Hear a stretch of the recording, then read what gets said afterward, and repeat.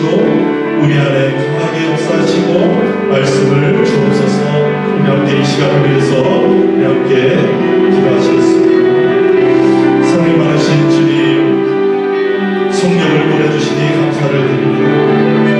우리 안에 계신 성령께서 이 시간도 주님 은혜를 더하셔서 믿음을 주시고 말씀을 주시고 주님의 성령 안에서 기뻐하며 예배하며 경배할 수 있는 은혜 시간 되게 없어서 성령님 충만히 임하시는 예배 시간 되게 없어서 감사합니다. 이름으로 기도.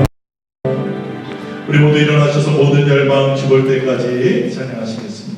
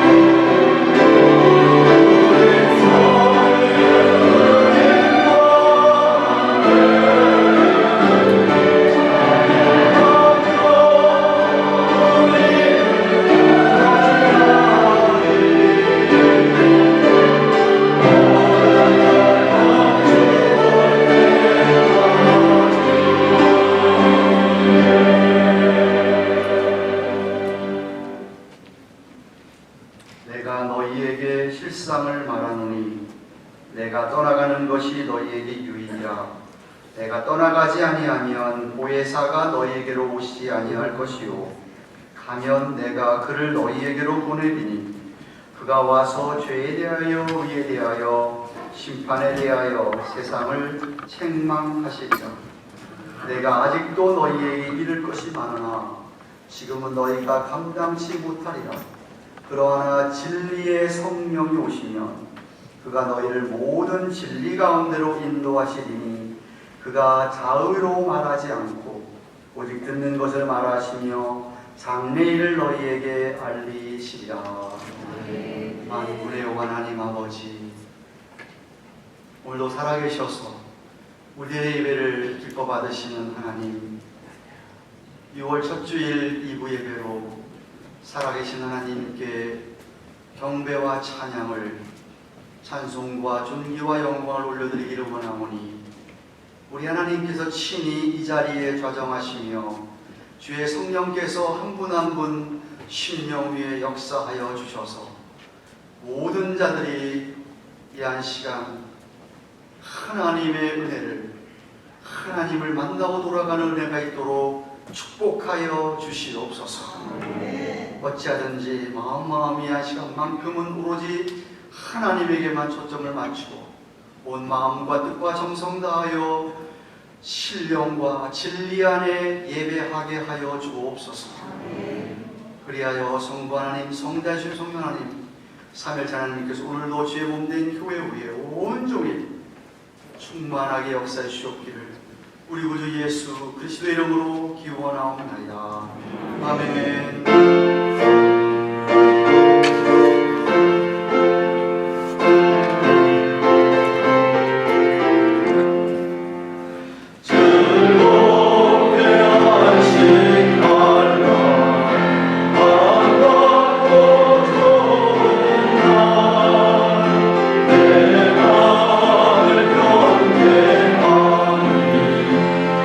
즐겁고 기쁜 날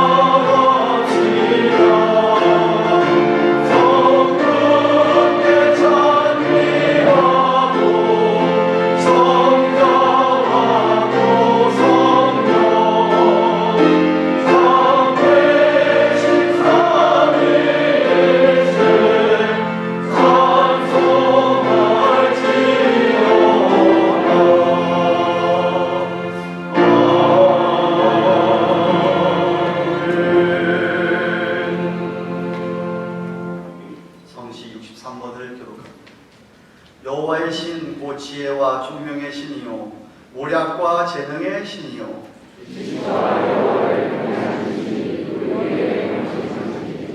오직 하나님이 성령으로 우리 것을 우리에게 보이셨으니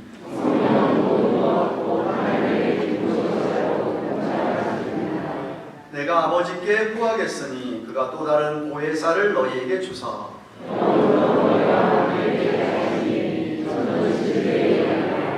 보혜사 곧 아버지께서 내 이름으로 보내실 성령 그가 너희에게 모든 것을 가르치시고 오직 성령이 너희에게 임하시면 너희가 권능을 받고 예루살렘과 온 유대와 사마리아와 땅 끝까지 이르러 내 주민이 되리라 하시니라. 아멘. 사도신교로 신앙 고백드립니다. 오른손 들고 전능하사 천지를 만드신 하나님 아버지를 내가 믿사오며 그 외아들 우리 주 예수 그리스도를 믿사오니 이는 성령으로 잉태하사 동정녀 마리아에게 나시고 본디오 빌라도에게 고난을 받으사 십자가에 못 박혀 죽으시고 장사한 지 사흘 만에 죽은 자 가운데서 다시 살아나시며 하늘에 오르사 전능하신 하나님 우편에 앉아 계시다가 저리로서 산 자와 죽은 자를 심판하려 오시리라. 성령을 믿사오며 거룩한 공회와 성도와 스스로 교통하는 것과 죄를 사하여 주시는 것과 몸이 다시 사는 것과 영원히 사는 것을 믿사옵나이다. 아멘. 같이 앉으시겠습니다.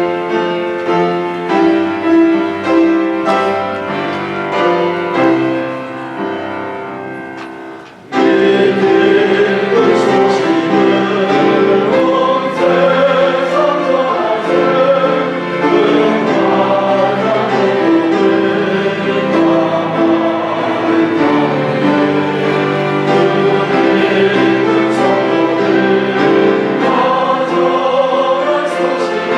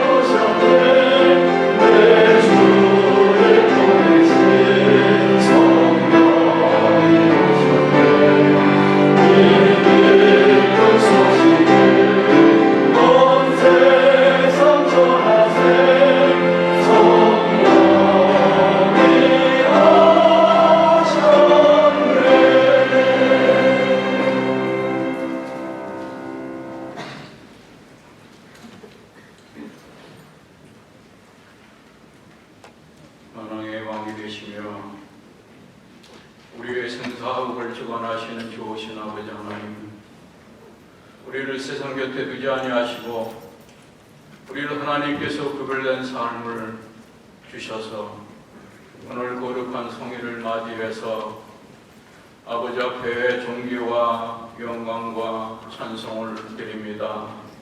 하나님 영광 받으시옵시고 오늘도 하나님께서 우리에게 주시는 거룩한 생명의 말씀과 성령의 충만함으로 축복하여 주시옵소서.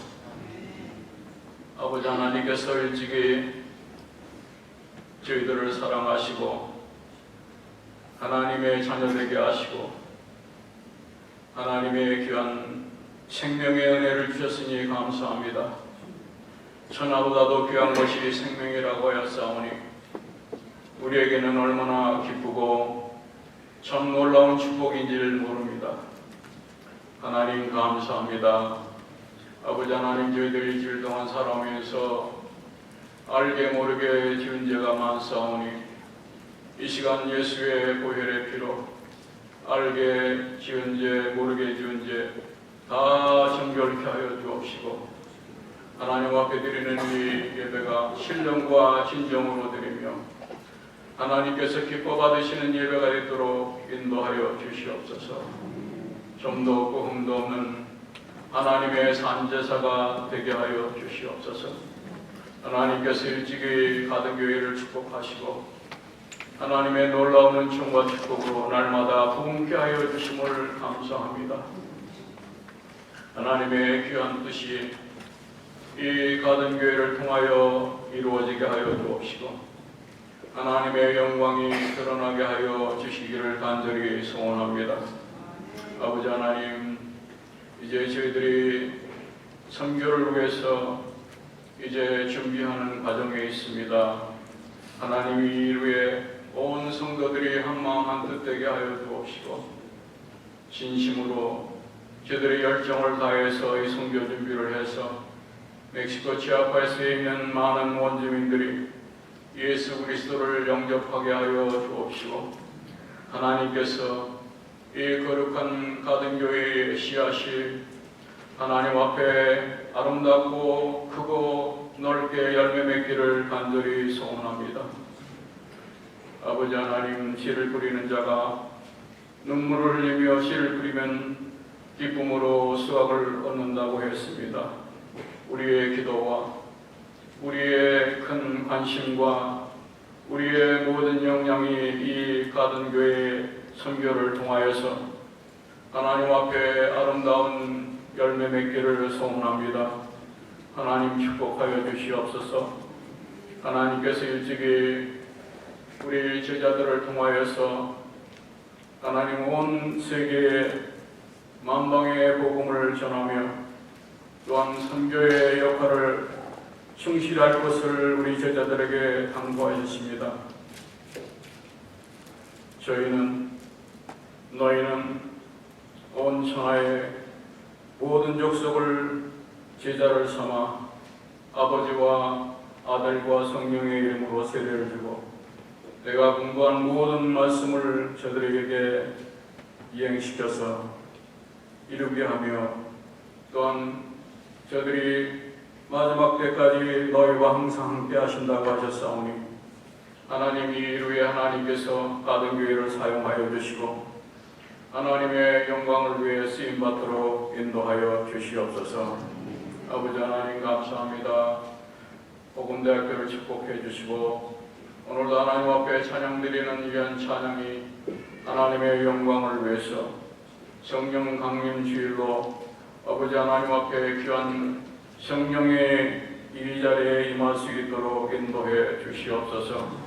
아버지 하나님 감사합니다. 오늘도 귀한 생명의 말씀을 전하시는 귀한 아버지 당회장 목사님 말씀 위에 기름 부음이 넘치게 하여 주시옵시고 이 말씀을 통하여 다시 한번 우리들의 믿음으로 재도전하며 하나님의 영광을 위해 쓰임받는 귀한 성도의 사명을 감당하도록 인도하여 주시옵소서.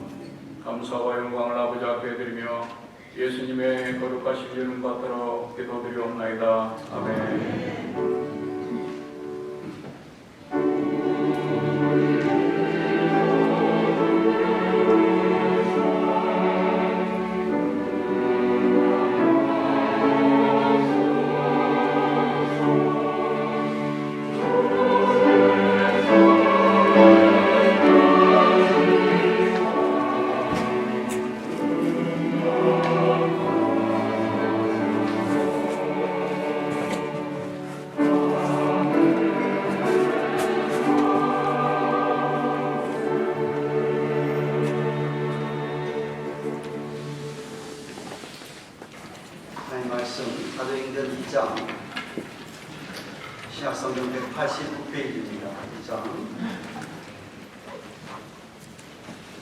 14절에서 21절까지 말씀을 보겠습니다.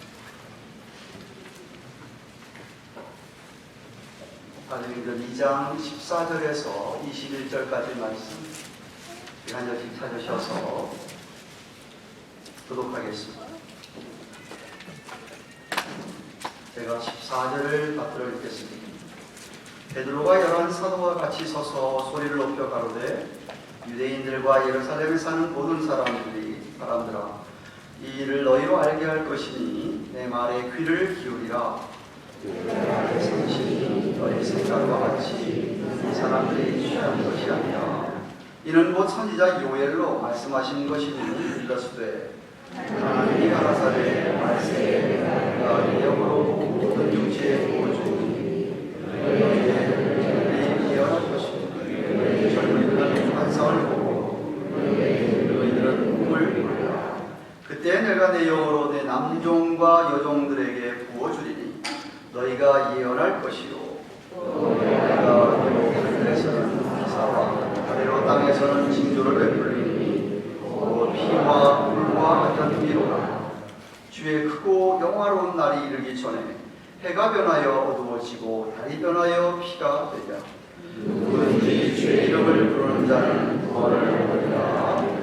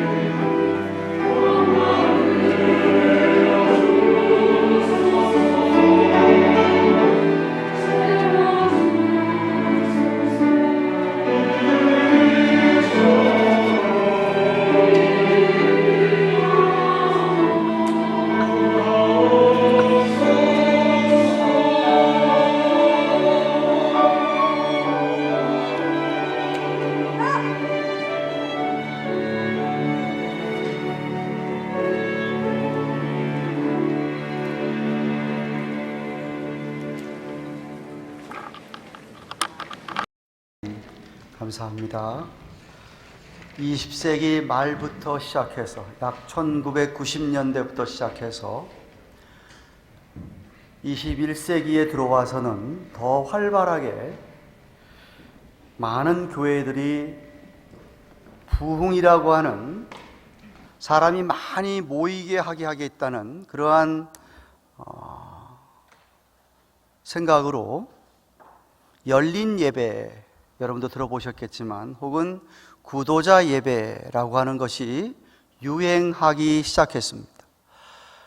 물론 캘리포니아의 세를백 철치와 윌로우 크릭 철치 시카고의 두 철치가 앞장서 시작한 것이 한국 교회에도 영향을 미쳐서 사람들이 좋아할 만한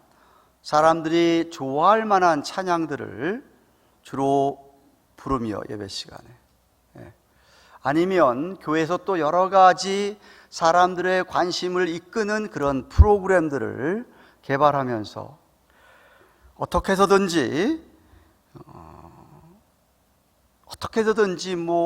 자꾸 사람들을 많이 모아보자고 하는 그 의도는 좋지만, 제가 제일 안타깝게 생각하는 것이 이거는 예배 시간인데 그러한 찬양, 가스펠송이나 컨템포러리송이 한 3, 40분, 찬송가는 이제 아예 안 하죠. 힘이라고 하는 정말 클래식한 그런 찬송가나 부르지도 않고,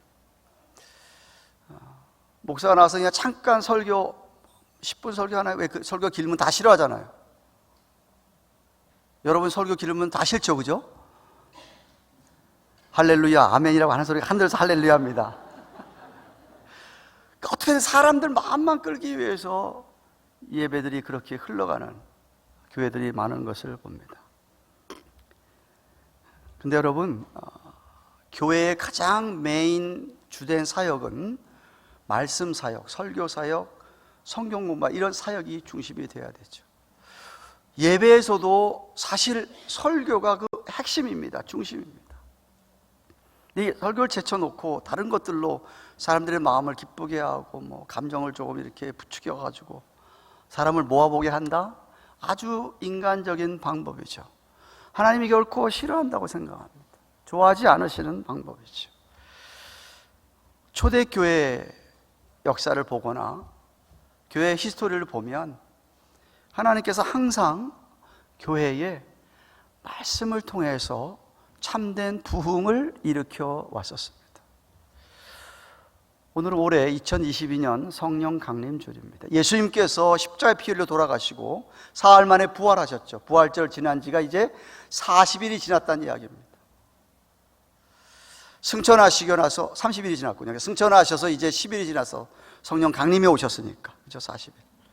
성령 강림이 오셨는데, 저희가 지난 주일 누가복음을 끝내면서 누가복음 맨 마지막 패러그래프를 여러분이 나누면서 복음서 기자들 가운데서 누가만 유일하게 예수님의 승천하시는 모습을 상세하게 묘사해 놓은 것을 우리가 살펴보았습니다. 승천하시면서 너희에게 약속한 성령을 주시겠다 한 대로 정말 성령님이 임했습니다. 다락방의 성전에서 120명이 약속을 기억하고 열심히 기도했습니다. 사도행전 1장 15절과 오늘 2장 1절에 보면 그렇게 기도할 때에 오순절날이 되니까 절기를 맞이해서 각국에서 절기를 맞이해서 성도들로 모였던 많은 유대인들입니다. 이스라엘 백성들이. 그 바로 120명이 모였던 그 자리에 성령께서 임하셨습니다. 그것도 아주 충만하게 임하셨다고 그랬습니다. 놀라운 일이 벌어졌는데, 아니 세상에 다른 나라들에서 온 사람들이었는데 자기 나라 말이 아닌데 다른 나라의 말을 하는 것이에요. 방언, foreign language라고 NIV에 번역이 되어 있습니다. 방언을 하는 거예요. 깜짝 놀랐습니다. 성령의 역사죠. 몰랐습니다. 그런데 아마도 그것을 보고 있던 많은 사람들 가운데서 저 사람들 술 취해서 저렇게 쭝얼쭝얼 뭘 거리는구나 라고 생각했던 것이었어요.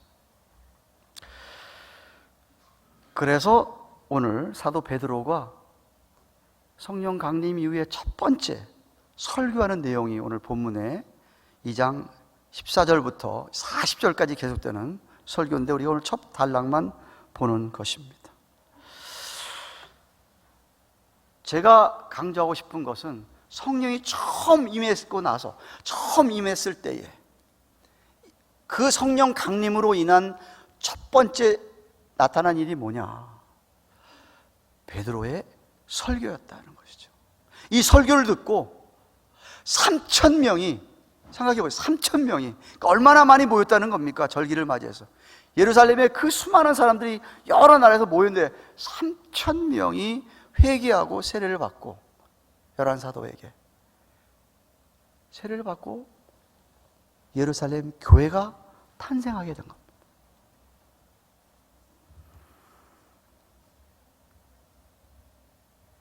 사실 사도행전 전체는 초대 교회가 어떻게 태어나게 됐는가, 사도들의 행전이지만 중간중간마다 곳곳마다 사도들의 설교가 그 줄을 이루고 있습니다. 사도 바울도 다메섹 도상에서 예수를 만난 후에, 회심한 후에 사도행전 9장 20절에 이렇게 얘기합니다. 회심한 후에 즉시로 각 회당에서, 그때는 각 회당 시너거그마다 예배를 드렸던 것이죠. 회당에서 예수의 하나님 아들 되심을 전파하니, proclaim, 게리그마라고 하는 헬라, 전파하니 라고 하였습니다. 물론 초대 교회에 모였을 때에 사도들의 설교의 핵심은 예수님께서 십자가에서 우리 죄를 위해 십자가에 죽으셨다는 것과 죽으심으로 끝나는 게 아니라 사흘 만에 부활하셨다고 하는 가장 핵심적인 복음이, 그리고 그 내용이 우리가 지난주에 보았지만 다 구약 성경에서 예언된 사실들이 이루어졌다는 사실에 메인 초점을 맞추고 있었습니다. 16세기에 종교 개혁이 시작됐습니다. 로마 캐톨릭 철치가 부패하고 타락함으로 말미암아, 물론 그전 200년 전서부터 잔 위클리프나 틴델 같은 사람들이 성경을 영어로 번역하거나 불란서나 독일어로 번역을 시작하면서 개혁의 불길에 밑받침이 되었었는데, 결국은 1574년도입니까? 마르틴 루터가 처음으로 시작한, 그때부터 시작해서 19세기에 이르기까지 하나님께서는 귀한 설교자들을 세우셔서 교회의 부흥을 일으켜 주셨습니다. 마르틴 루터, 잔 칼빈, 할 것 없이 울리치, 주잉글리, 또 누굽니까? 잔 낙스 같은 사람, 장로교의 정말 아버지라고 할 수 있는 잔 낙스죠. 스코틀랜드 장로교를 처음 일으켰던 이분들이 그 기가 막힌 설교를 통하여서 사람들의 마음을 회심을 하게 하는, 부흥케 하는 그런 일들이 이루어졌었어요. 17세기에 들어와서 청교도들도 마찬가지였습니다. 청교도들 목사들도 다 리차드 백스터 같은 사람들도 그렇고요. 성경적인 설교, 구속사적인 설교죠. 하나님의 구원 역사를 나타내는 설교, 하나님의 이 redemptive history, 이 성경 전체가 가르쳐주는 그 구속 역사에 대해서 초점을 맞추고, 구약을 설교하더라도 예수 그리스도가 나타나고, 주님을 중심으로 한 복음을 설교함으로 말미암아 사람들이 그렇게 회심하고 부흥이 되었던 것이고요. 18세기 영적 대각성 운동에서도 조지 위필드라는 감리교 목사도 그렇고요, 그리고 조나탄 에드월드 같은 기가 막힌 정말 탁월한 설교가들로 말미암아 미국이 놀라운 은혜를, 부흥을 경험하게 되었던 것이죠. 그 결과로 선교사들이 대한민국까지 간 것이죠. 19세기에 들어와서도 마찬가지입니다. 여러분이 다 들어봤을 만한 D.L. 무디, 찰스 스펄전, 디오돌 파커 같은 이런 목사들이 기가 막힌 설교로 말미암아 능력의 말씀을 선포하던 그들이었습니다. 하나님께서는 교회를 통하여 이 세상의 구원 역사를 펼쳐가실 때 기름 부음 받은 사자들의 설교를 통하여 복음을 선포하게 하시고, 진리가, 하나님의 진리의 말씀을 가르치게 하셔서 결국은 하나님께서 놀라운 그런 부흥의 일들을 일으키셨다, 이 말입니다.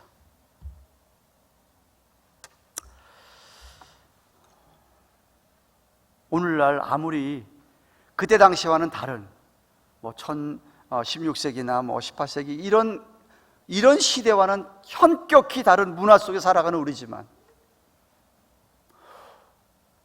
아니 50년 전만 하더라도 어느 누가 손안에 컴퓨터를 들고 다니면서 전화처럼 사용하려고 생각했습니까?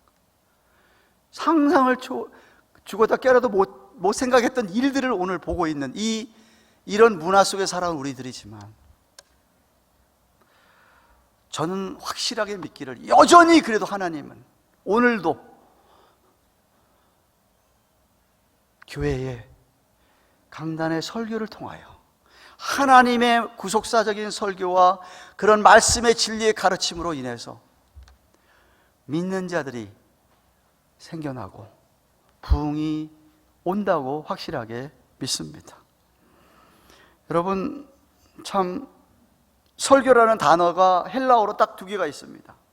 하나는 케리그마라는 선포한다는 프로클레메이션 뜻이고, 하나는 디다케이라고 하는 teaching, instruction이라는 뜻을 갖고 있는 교훈이라는 뜻이 있습니다. 그러니까 설교는 뭐냐? 성경 하나님의 말씀을 풀어서 선포하고 가르치는 게 설교입니다. 제발 좀 믿어주세요, 예수님 믿어주세요, 구걸하는 그게 아니라 이 말입니다. 선포입니다. 선언입니다. 예수님 믿으면은 구원받습니다. 안 믿으면 하나님의 심판이 있습니다. 지옥 갑니다. 한마디로 얘기하면 그거 선포하는 것이지, 제발 믿어주세요, 믿어주면 돈 줄게요, 선물 줄게요, 이거 아닙니다. 무슨 전도대 해가지고 전도 많이 하는 사람에게 한국에서 뭐 자동차까지 준답니다. 교회에서 상을 주어서 한 사람 두 사람 막 사정해서 붙들어 내놓고, 이거 아니라, 그게 아니에요. 담대하게 하나님의 말씀을 전할 때, 선포할 때, 그게 전도예요. 믿고 안 믿고는 듣는 사람들 책임이죠. 오늘 본문에 베드로가 설교하는데, 베드로가 어떤 사람인지 아십니까? 베드로? 어부였어요. 어부. He was a fisherman. 어부였어요. 어부가 fisherman으로 바뀌는 것이죠. 고기 잡던 사람이었는데, 어느 날 갑자기 동생 안드레가 예수님 만났다, 당신 한번 와보라, 형도 와보라 해서 예수님 만났어요. 만나자마자 예수님한테 끌렸어요. 그래서 다 버리고 예수님을 따라다녔어요. 3년 동안 따라다녔어요. 예수님의 주옥 같은 설교를 옆에서 잘 들었어요. 예수님이 베푸시는 놀라운 기적들 다 눈으로 똑똑히 보았어요. 그리고 정말 담대하게 수석 제자처럼 12제자의 그 지도자 역할을 했던 사도 베드로였어요. 근데 어땠습니까? 예수님이 잡히시던 그날 밤, 예수님이 체포당하시는 그날 밤 도망갔어요. 3번씩이나 부인하고, 마지막 3번째는 예수님을 저주까지 하고 도망갔어요.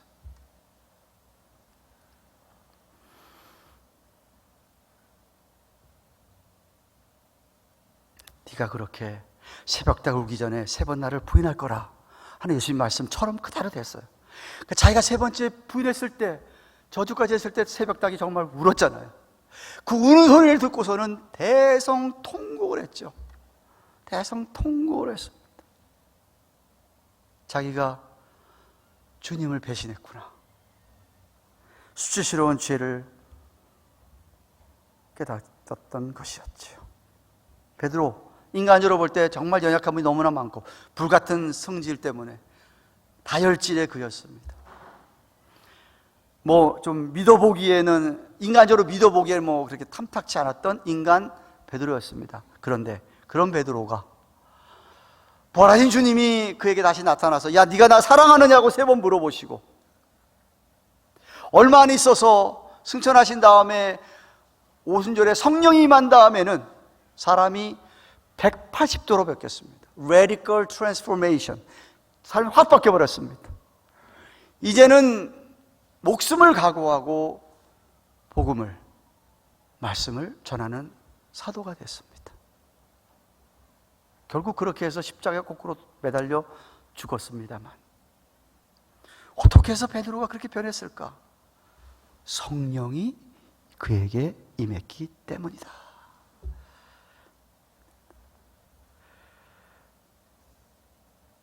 성령이 놀랍게 역사하고 막 임했을 때에, 아까 처음 서론에 언급했듯이 사람들이 저 사람들 그 방언하는 거, 다른 나라 이야기하는 거, 말로 얘기하는 거 보고서는 술 취했다고 얘기할 때에 13절에 베드로가 그걸 반박하면서 요엘서 2장 28절 32절 말씀을 인용하면서 성령의 감동으로 예언하는 겁니다.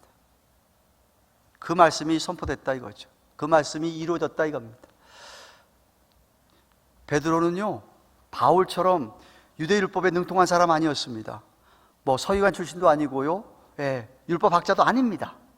아니, 그런데 그런 베드로가, 이 촌사람 어부였던 그가 어떻게 해서 성령이 임하고 나서 어떻게 해서 구약의 요엘서를 인용하면서 이런 설교를 할 수 있었느냐 이거죠. 그것은 예수님이 돌아가시기 바로 며칠 전에 요한복음 14장 26절과 16장 13절에 있는 내가 간 후에 보혜사 성령을 보내주실 텐데 그는 진리의 영이다. 내가 너에게 한 말들 다 깨닫게 하고 다 너에게 생각나게 할 거라는 그 말씀대로 정말 역사한 것이죠. 그러니까 그 말씀을 대면서 지금 베드로가 하는 대답이 15절입니다. 때가 삼시니 너희들 생각처럼 이 사람들은 술에 취한 게 아니다라고 얘기하고 있습니다. 삼시는 히브리의 삼시, 유대 그 시간의 삼시는 오늘날 오전 9시입니다. 오전 9시에 in the morning, 오전 9시에 무슨 술 취해서 그런 일을 한다고 생각하냐, 그럴 리 없다. 그리고 지금 모인 사람들은 오순절이라는 절기를 지키기 위하여 다 모였는데 무슨 술 취했다는 이야기냐? 아니다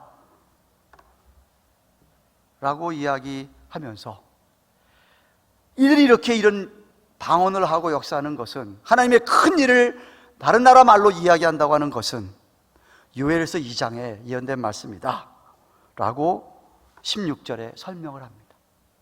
그리고서는 17절부터는 요엘서의 말씀을 인용해서 얘기하는데, 요엘 선지자가 예언했던 그 성취되는 지금 말씀의 요지가 뭐냐면, 첫째는 말세가 되면 성령께서 부어주시겠다, 성령을 부어주시겠다 하신 대로 성령이 강림했다는 뜻입니다. 그 말씀이 바로 17절 18절입니다 성경 보십시오. 하나님이 가라사대 말세에 내가 내 영으로 모든 육체에게 부어주리니 너희 자녀들은 예언할 것이요 너희 젊은이들은 환상을 보고 너희 늙은이들은 꿈을 꾸리라. 그때 내가 내 영으로 내 남종과 여종들에게 부어주리니 저희가 예언할 것이요 라고 하였습니다. 성경에서 말세라는 단어가 나오면, 말세라는 뜻의 의미는 예수님이 승천하신 후부터 시작해서 예수님이 재림하시기 전까지의 시간을 말세라고 합니다. 지금 우리가 말세를 지나고 있는 것입니다. 주님께서 약속하신 대로 성령이 강림하실 때가 되어서 성령이 택자들에게 부어지는데 그 부어지는 영을 통하여서 특히 사도들에게는 하나님 말씀이 다 생각나게 해서 그 말씀을 성령의 감동으로 기록하게 하시죠. 사도 요한 같은 사람은 이 오순절 성령 강림하신 그 이후 약 60년 후에 60년 후에 주님께서 3년 동안 하신 말씀들이 다 생각나게 해서 요한복음을 기록한 겁니다. 진리형 성령 때문에 각 사도들에게 이런 놀라운 진리의 영 때문에 성령을 기록하게 하시고, 성령이 완성된 다음에는 성령을 받은 당신의 백성들이 성경 말씀에 있는 예언을 입으로 말하게 된다 이 말입니다. 선포하게 된다.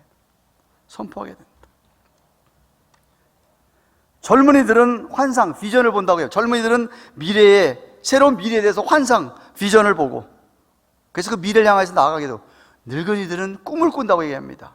그 이야기는 죽고 난 다음에 주님 만난다고 하는 이 천국의 소망, 그 꿈을 꾸고, 그러니까 내가 죽어도 주님께 돌아가서 그 천국에 산다고 하는 이 소망 때문에 오늘 내가 비록 육신은 쇠하고 병도 들고 늙어가지만 힘 있는 삶을 산다 이거죠. 소망이 확실하니까 그 이야기를 하고 있는 겁니다. 요엘 선지자가. 세상 사람들은 이해 못하는 영적인 특권입니다. spiritual privilege라고 할 수 있죠. 세상 사람들 전혀 죽었다 깨어나도 이해 못하는 이야기입니다. 성령이 부어지면, 성령을 받게 되면 하나님께서 얼마나 어떻게 역사하시느냐, 돌 같은 마음도 부드럽게 하십니다. 강팍한 마음도 눈물을 흘리게 한다, 이 말입니다. 성령이 그 안에서 역사하기 때문에 거칠고 싸나운 사람이 부드럽게 변합니다. 소극적이고 부정적인 사고방식으로 살던 사람이 적극적으로 긍정적으로 살게 되고, 늘 세상적으로 자기 마음대로 살던 사람이 아, 그게 아니구나 깨닫고 성령의 도우심으로 주님이 원하시는 순결하고 정결한 삶을 살게 되는 것입니다. 성령께서 그렇게 인생들을 바꾸시고 역사하신다는 말입니다. 믿으시기를 바랍니다. 둘째, 말세가 되면 어떤 일이 납니까? 천재지변이 날 것을 예언하셨습니다. 19절 20절 말씀입니다. 성경 보십시오. 또 내가 위로부터 하늘에서는 기사와 아래로 땅에서는 징조를 베풀리니 그 피와 불과 연기로다. 주의 크고 영화로운 날이 이르기 전에 해가 변하여 어두워지고 달이 변하여 피가 되리라. 사실 이 예언은 예수님이 돌아가시는 바로 그 순간, 성호서부터 오세시까지 해가 빛을 잃고 깜깜하게 온 세상이 되고 지진이 막 일어나면서 마지막 심판 때 올 것을 약간 맛을 보여주셨습니다. 그 이후로도 오늘날까지 온 세상에 천재지변이 일어나게 되는데 마지막 때에 가까울수록 더 심해진다 이 말이에요. 더 큰 재앙이 임한다 이 말입니다. 우리 이미 겪었잖아요. 코로나 바이러스 때문에 2, 3년 동안 온 세상에 100만 명 이상이 그냥 죽어버렸습니다. 더 무서운 심판이, 더 무서운 재앙이, 지변이 이 땅에 올 거다. 예수님께서도 돌아가시 전에 마태복음 24장에서 그런 징조에 대해서 말씀을 이미 하셨고요. 그런데 셋째로, 말세에는 누구든지 주의 이름을 부른 자는 구원한다고 21절 얘기합니다. 21절 말씀 보십시오. 21절 같이 함께 읽겠습니다. 다시 시작. 누구든지 주의 이름을 부르는 자는 구원을 얻으리라. 어떻게 하면 이 무시무시한 심판, 무시무시한 재앙을 피하느냐, 거기서 건짐을 받을 수 있느냐? 주 예수 그리스도의 이름을 부르기만 하면 된다. 물론 믿지 않으면 어떻게 부르겠습니까? 믿어야 부르겠죠. 믿어야 주님 이름을 부르지 않겠습니까? 누구든지라고 했습니다. 누구든지. 잘 기억하세요. 누구든지. 구원의 대상은 차별이 없다 이 말입니다. 유대인이든 헬라인이든 로마 이방이든 로마 헬라이든 야만이든 공부를 많이 한 사람이든 부자이든 가난한 사람이든 지위가 높은 권력 있는 사람이든 맨 천한 계급에 사는 사람이든 남자든 여자든 관계없이 누구나 누구든지 하나님의 은혜죠. 이 누구든지 과거에 무슨 죄를 지었던지 상관없습니다. 누구든지 주 예수 그리스도의 이름만 부르면 구원을 받는다. 여러분 너무나도 잘 아는 요한복음 3장 16절 말씀이 그런 뜻입니다. 요한복음 3장 16절 하나님이 세상을 이처럼 사랑하사 독생자를 주셔서 이는 누구든지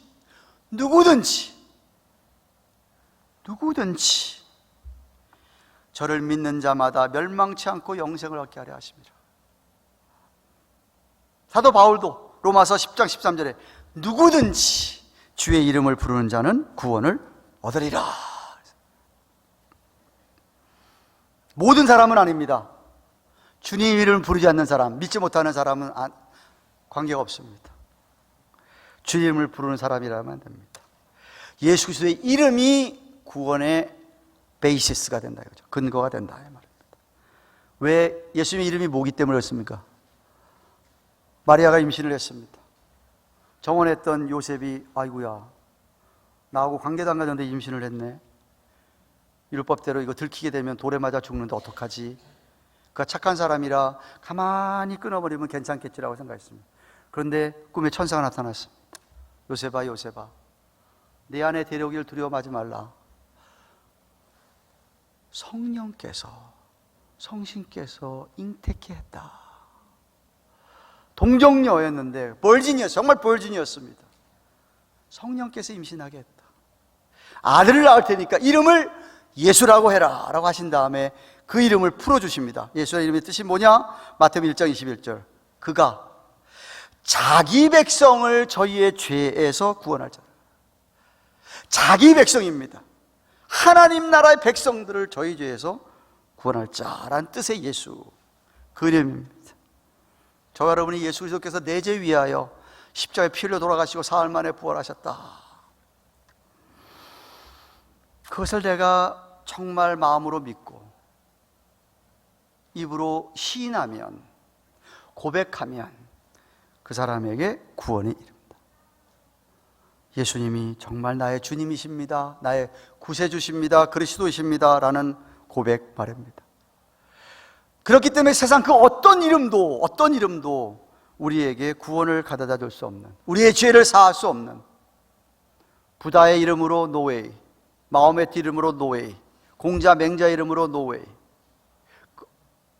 어떤 이름도 우리에게 구원을 줄 수 없는데 오직 예수 그리스도의 이름으로만.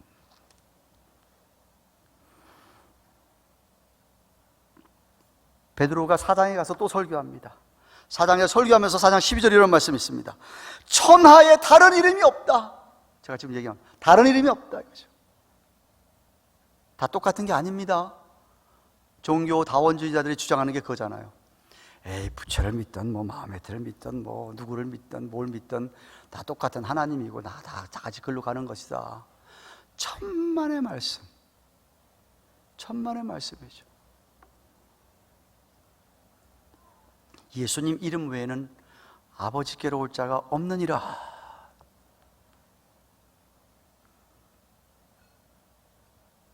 그런데 그 이름의 의미도 모르면서, 예수란 이름의 의미도 모르면서, 예수란 분이 어떻게 나를 위해서 무슨 하는지를 모르면서, 믿지도 않으면서 습관적으로 형식적으로 주여 주여 한다고 그래서 구원이 임하는 건 아니다. 혹은 어려웠고 힘드니까 주여 주여 하면서 자기 도움만 청하려고 하고 이기적으로 부르는 이름, 그거 아니라는 것이죠. 그래서 예수님께서 나더러, 마태복음 7장 21절, 나더러 주여 주여 하는 자마다 다 천국 가는 게 아니라 그 말이 그 말입니다.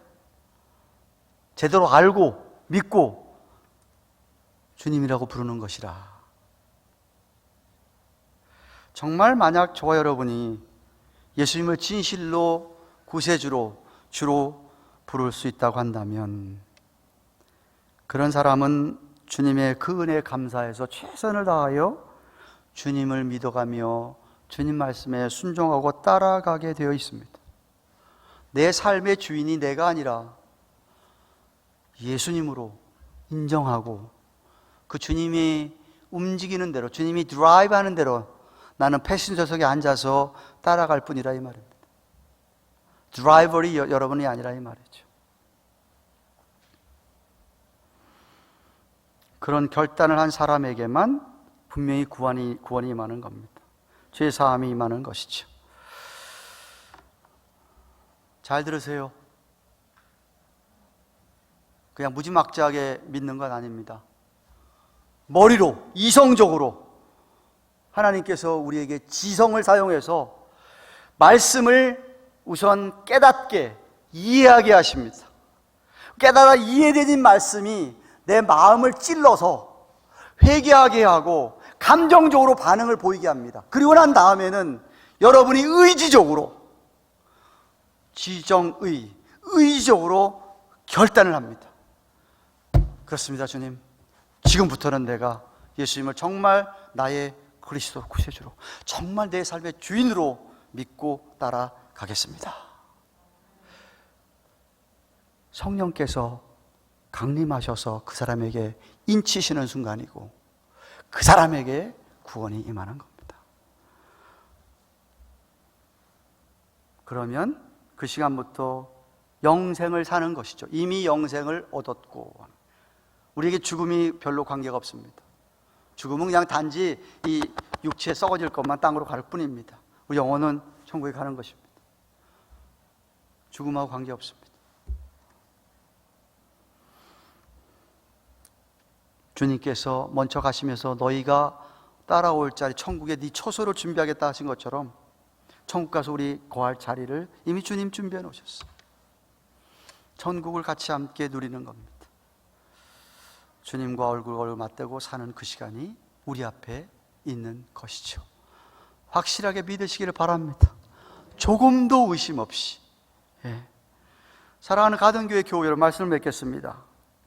성령 강림은 말세에 일어날 징조들과 아울러서 우리에게 설교를, 말씀 선포하는 것을 처음으로 베드로가 그 사건 이후에 설교하게 하고, 그 설교를 듣고 3,000명이 회개하고 예루살렘 교회가 세워졌다 그랬습니다. 성령을 믿음으로 받은 성도들은 성경에 나타난 이 예언의 말씀, 경의 모든 말씀을 입으로 말하게 되어 있다. 비전과 꿈을 꾸게 된다. 젊은이는 비전을 보게 되고 늙은이는 꿈을 꾼다. 곧 주님을 만날 꿈을 꾼다. 우리 삶이 변화받기 때문에, 확 바뀌기 때문에 어떤 천재지변이, 재앙이 닥친다 하더라도, 아무리 우리에게 어려운 일이 생긴다 하더라도, 하나님의 심판이 있다 하더라도 우리는 전혀 두려워하지 않습니다. 여러분의 아버지가 되신 하나님이 오늘도 세상을 주장하시는 줄로 믿습니다. 미래를 우리는 모르지만 미래를 주장하시는 그분이 우리의 주님이 되시고 우리의 아버지가 되시니까 아무것도 두려워할 필요가 없다, 이 말이죠. 영적인 축복을 받게 되는 것인데, 제가 말한 포인트는 정말 여러분이 하나님 앞에서, 사람들 앞에가 아니라 하나님 앞에서 예수님이 정말 나의 그리스도, 구세주십니다, 예수님이 정말 나의 주인이십니다 라고 고백할 수 있느냐, 이겁니다.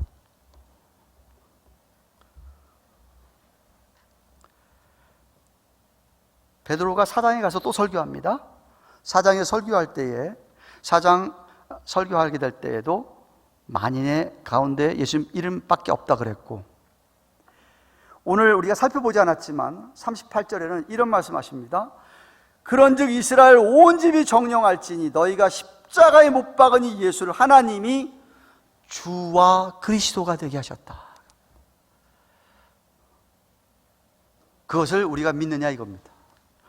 어떤 사람은 그냥 예수님은 구세주인 거 믿는데, 나 주위에서 필로 돌아가시는 거 믿는데, 여전히 예수님은 자기 삶의 주인은 아닙니다. 내 삶의 주인은 누구죠? 자기야. 주님과 관계없어. 아, 주님 나 같은 죄인 위해서 필로 돌아가셨으니까 난 천국에 그냥 가는 것이지, 내가 오늘날 살아가면서 이렇게 주인, 꼭 주님이 주인 돼서 주님 하는 것처럼 꼭 살아야 되나? 이런 분이 계시다면 오늘 이 2장 38절 말씀을 꼭 기억하십시오.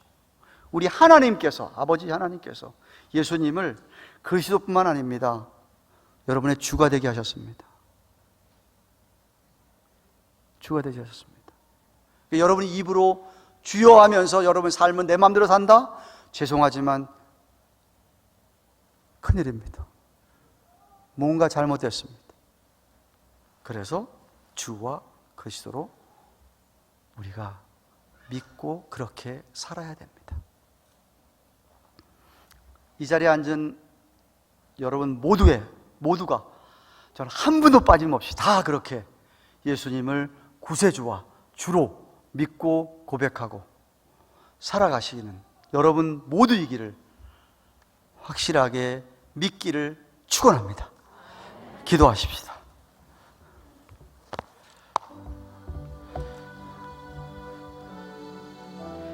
감사하십시다.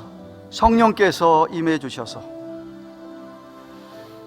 설교를 통하여서 복음을 듣게 되고 변화받았던 우리 옛 선조들, 그것처럼 우리들도 하나님의 말씀을 통하여, 복음을 통하여 믿어지게 하시고 결단하게 하시고 성령 인쳐 주셔서 오늘 하게 하시는데, 정말 우리가 고백하는 대로 우리 예수님이 우리의 삶에 구세주시며 주가 되시는지 생각합니다. 그렇게 고백하는 대로 살 수 있도록 도와주시옵소서. 한번 같이 공성으로 기도하겠습니다. 하나님 아버지 감사합니다.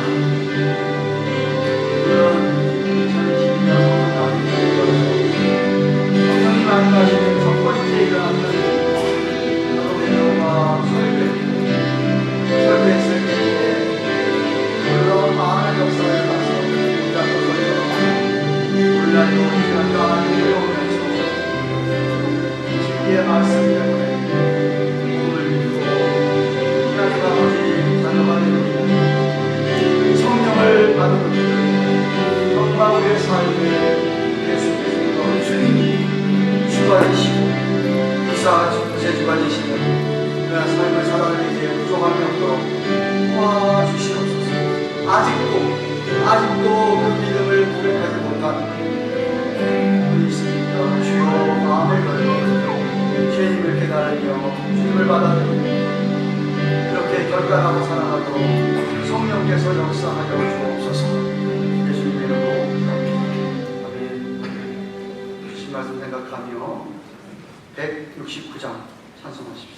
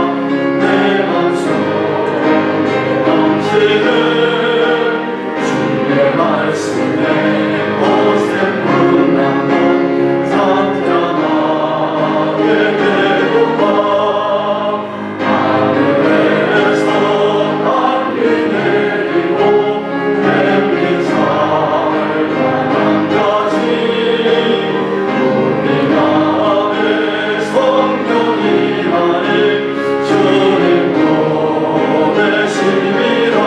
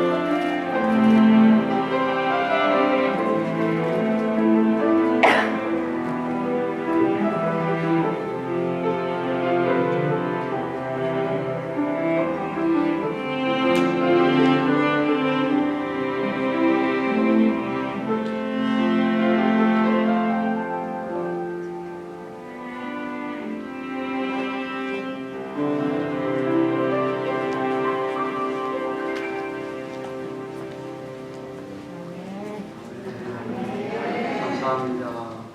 한번 인사해 주시죠. 앞뒤 안녕하세요. 반갑습니다. 축복합니다.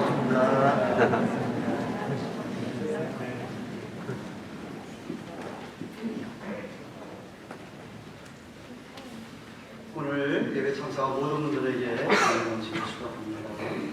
지난주일 한국에서 방문을 했던 이영애 사모님을 환영하고요. 이곳에 계시는 동안 하나님의 쓰시는 평강한 영식을 바랍니다. 이번 토요일 11일 오전 10시부터 오후 2시까지 친교실에서 단기 선교 이번 멕시코 단기 선교 후원을 위한 바자회가 있습니다. 주보 사이에 광고지 전달도 넣어드렸는데 여러분 많은 사람들 초대해 주셔서 이번 토요일 점심은 교회에서 먹기, 성교비 내고 먹기. 성교비 예산이 10,000불 정도가 바자회에서 나가야 되는데 몇 명이 와야 될까요? 좀 여러분들이 주위 사람과 같이 오셔서 물건도 많이 사가시고 같이 함께 식사를 했으면 좋겠습니다. 이 모임을 위해서 기부 예배 직후에 찬양의 어집시에서 각 전도회 회장, 전도 회장단, 신경봉사부장, 성교 총무는 보여주시기를 바랍니다. 마지막 점검합니다. 또한 다음 주에 12, 8일입니다. 골프 대회는 베이히어스 골프가 걸쳐 있습니다. 티타임이 오후 1시라고 합니다. 참가하시는 분들은 12시 45분 정각 모여주셔야 되겠죠. 현재까지 32명이 신청했는데 당일에 오셔서 신청하셔도 된다고 합니다. 참가비는 100불이라고 합니다. 주위에 골프하시는 분들에게도 보내주시기를 바랍니다. 문의는 임용장관이나 박준 집사님에게 내주십시오. 그리고 다음 주일부터 선교지에 보낼 아이들 옷이나 신발, 토웨이스 그리고 학용품 등을 가져오셔서 친교실 저쪽 코너에 저쪽 코너에다가 좀 두시면 우리가 한 2주, 3주 모았다가 갈 때 잘 팩해서 가도록 하겠습니다. 혹시 이 이민 가방 여분이 있으시면 갖다 주시면 좋겠습니다. 다음 주일 영어 예배 시간에는 올해 각급 학교 졸업생 축하식을 갖도록 하겠습니다. 2부 예배 때는 그 PhD 받은 학생들이 있는데 축하식을 하도록 하겠습니다. 지난주에 홍보 영상 보여드렸는데 KWMC 기독교 한인세계 선교사분들의 제9차 대회가 오늘 11일부터 14일까지 워싱턴 중앙장로교에서 있습니다.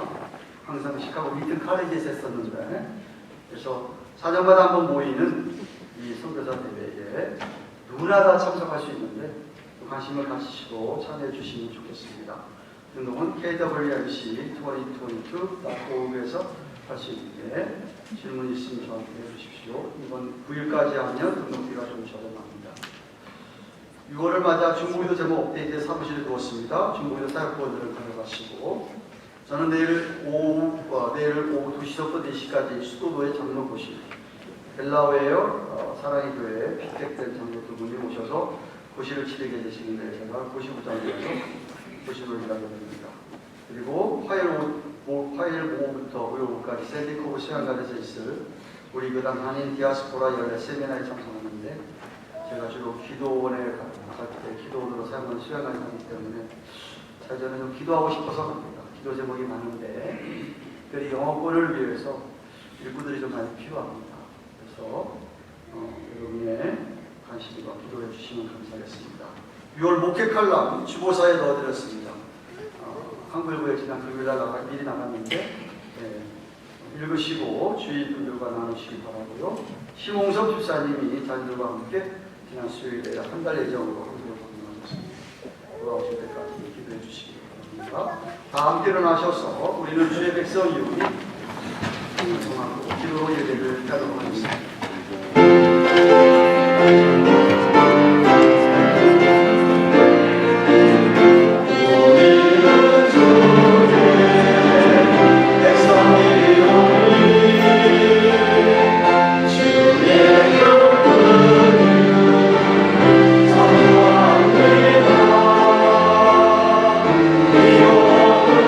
세상을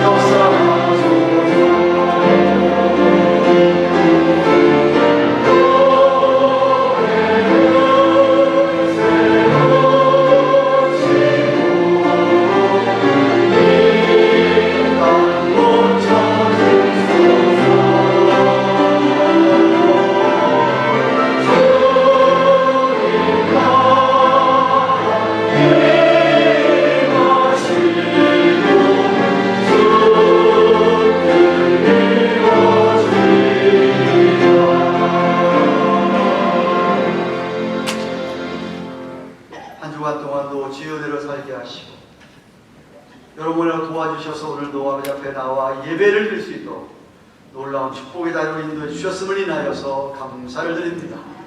만일 한 주간 동안도 우리의 필요한 것들을 채우시며 허락하신 그 물질들 가운데 시대일조와 여러분 예물을 드리며 감사의 예물을 드렸사오니 우리 하나님께서 예물 축사해 주셔서 이 예물 씌워지는 곳마다 우리 주님의 이름을 부르는 자들, 우리 예수님이 구세주시며 주라고 고백하는 자들이 많아지도록 주께서 축사해 주시옵소서.